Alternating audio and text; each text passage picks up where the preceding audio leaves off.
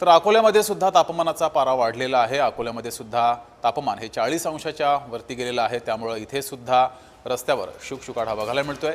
इथला आढावा घेतलाय आमच्या प्रतिनिधी वर्षा मोरे यांनी। पाहूया।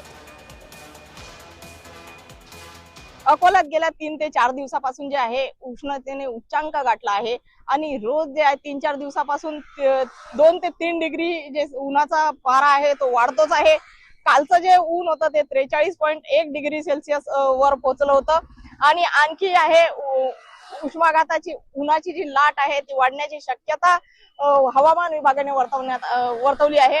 त्यासाठी नागरिकांनी घराबाहेर पडताना आपल्या संरक्षणासाठी जे आहे डोक्याला टोपी, रुमाल किंवा स्कार्फचा वापर करावा आणि शक्यतो जे आता लग्न सराईचे दिवस आहे या दिवसात जो आहे नागरिकांना खरेदीसाठी बाहेर पडावं लागतं। त्यासाठी आपल्या सुरक्षेसाठी जे आहे त्या उपाययोजना ज्या आहे स्वतःच आपल्या कराव्या, जेणेकरून ह्या ज्या खरेदी करताना सायंकाळी घराबाहेर पडावं, उन्हाच्या वेळेस जे आहे बाहेर पडणं टाळावं।